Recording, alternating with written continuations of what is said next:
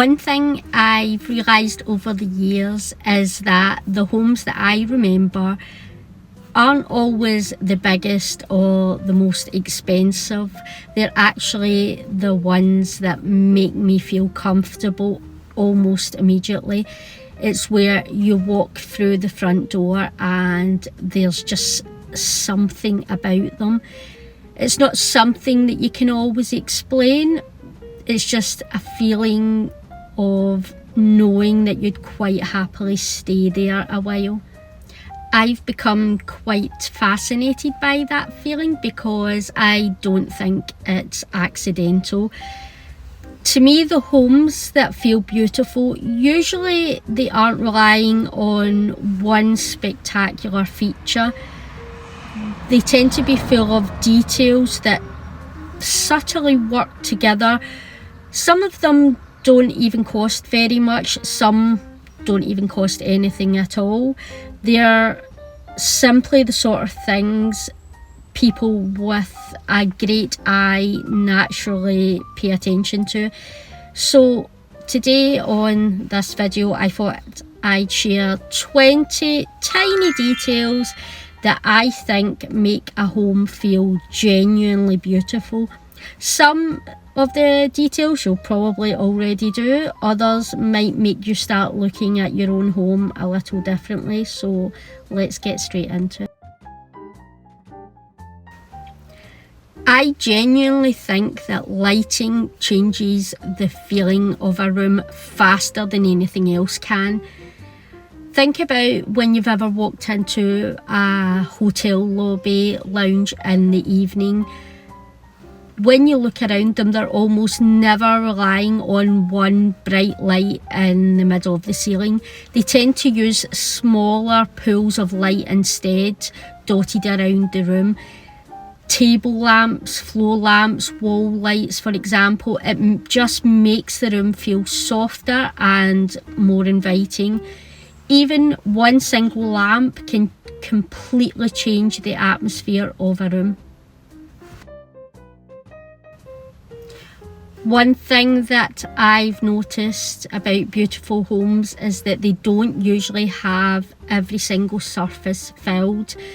A coffee table doesn't need to have 6 ornaments competing with each other. A bedside table, for instance, doesn't need to become a place of permanent storage. Leaving a little empty space allows the things that you do love to stand out.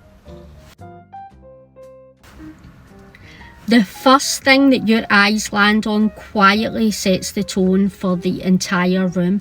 If you walk through the front door and the first thing that you notice are shoes lying everywhere, unopened post or shopping bags, that tends to be where your attention goes. It doesn't have to be anything elaborate, but a tidy console table, a lamp, or even a favourite photograph sitting out creates a much nicer first impression. I think that every home benefits from having one little corner that always feels looked after.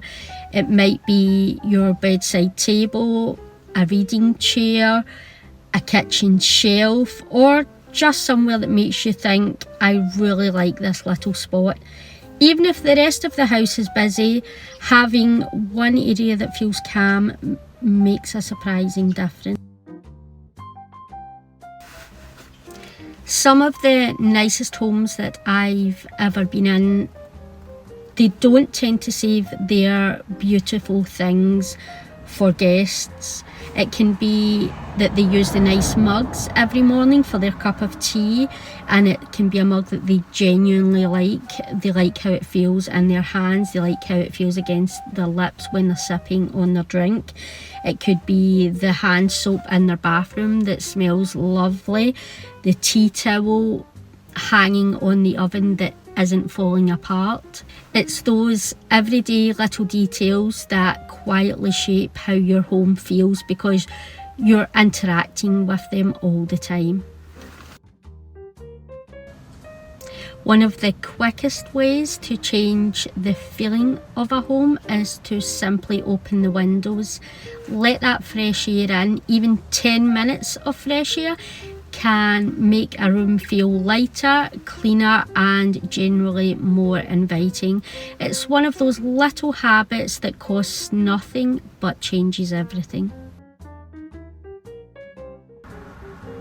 The nicest homes usually have a scent that's subtle enough that you notice it without really thinking about it. Whether it's a candle, a vase of fresh flowers, clean washing, or even your favourite room spray, the goal is simply for your home to feel fresh every time you walk through the door. A room with different textures almost always feels more interesting than one where everything feels the same. That could be cotton bedding, a knitted throw, a velvet cushion, a woven basket. You don't need dozens of different materials, just enough to stop the room from feeling flat. Whenever I walk into a home that feels really considered, I really think, oh, they have so much. I'm usually thinking they've chosen everything so well. A few pieces that you genuinely love will nearly always have more impact than shelves filled for the sake of filling them. I think that every home should have one place that encourages you to stop for a few minutes. It could be a comfortable chair set by the window, a favourite corner of the sofa, a little breakfast table, just somewhere that quietly invites you to sit with a cup of tea or read another chapter of your book. One thing I always notice in beautiful homes is that wherever you naturally sit, there's usually something pleasant to look at. It could be a lamp, a beautiful ornate lamp, a finely curated bookshelf, a beautiful fireplace, or flowers on a table, or it could be simply a window looking out to a beautiful garden. Don't have to redesign the entire room.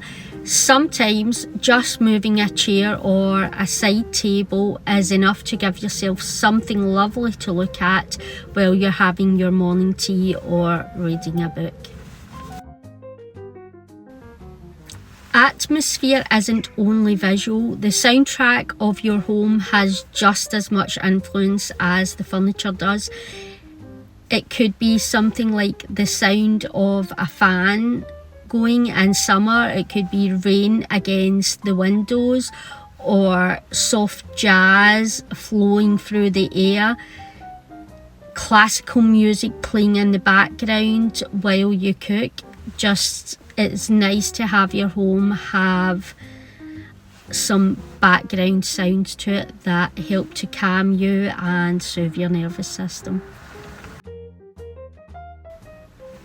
A finely polished mirror, some fluffed cushions, a blanket folded neatly over the arm of the sofa, fresh flowers in the bathroom. Little acts of care often have more impact than buying something new. One of my personal favourite ways to make a home feel alive is to let it change slightly with the seasons. It can be details such as having fresh tulips on a windowsill in spring, hydrangeas in summer, richer colours in autumn, and some cosier textures in winter. The changes don't have to be anything dramatic, just enough that your home moves with the year instead of feeling exactly the same all the time. This can also help to boost your mood and your motivation each day. Editing a room is just as important as decorating it. If something doesn't help to add to the feeling that you're trying to create, ask yourself whether it really needs to be there, because sometimes removing one single thing can improve a room more than adding 3. I don't think every room needs flowers, but I do think that most rooms benefit from something living. It can be fresh flowers, it can be a healthy house plant, even some herbs growing on a kitchen windowsill. They help to bring a room to life in a way that ornaments never quite can. Clutter has a way of settling in. It can be post on the kitchen counter, shopping bags by the door, receipts on the coffee table. The trick isn't to never create clutter, it's not letting it become part of the furniture. Tidy as you go and give the clutter a home that isn't in sight. Some of the loveliest homes that I have visited aren't following trends at all. They tend to be filled with things like books that they genuinely read, photographs that mean something, and colours that the owner naturally gravitates towards. That's far more memorable than trying to recreate someone else's Pinterest board. The next time that you're somewhere you love, ask yourself one question. What is it about this room that's making me want to stay? By doing this, you start seeing details that you would have otherwise walked past, and those observations gradually shape your own home. The people who spend the most time in your home are usually the people who live there. So create a space that makes you feel comfortable. If you enjoy walking through the front door at the end of the day, you've probably got far more right than you may realise. I've realised over the years that the homes that I remember most aren't necessarily the ones with the most expensive furniture or even the biggest kitchens. They're the homes that made me feel immediately comfortable, the ones that made me want to stay for another cup of tea, the ones that made me think, oh, I'd love to come back here. Feeling tends to be built on one small detail at a time, and I think that that is good news, because it means that creating a beautiful home isn't something that you have to do all at once. It's something that you can build gradually every time you notice another detail that's worth bringing home. I think that a lot of people, especially nowadays with social media and trends, when you get a new home or even your first home, everyone tends to think that they have to have the most trending and nicest furniture and all the little decorative pieces all at once, instead of taking time to breathe in the space, live in the space for a while. Obviously get your basics, things like your sofa, your bed, but take time to just live in the space, to see how you feel when you wake up in the morning, to understand what you're thinking and feeling as you go to bed at night, and then gradually go out shopping and pick up pieces every now and then that actually serve you for the life that you live in that home, and that are things that you genuinely like to look at, things that you like to be surrounded by, rather than saving thousands of Pinterest pictures and trying to recreate every single one of them in your home, to the point where once it's all done you look back and think, yes, it looks nice, but it's not me. You should always try to make your home work for you.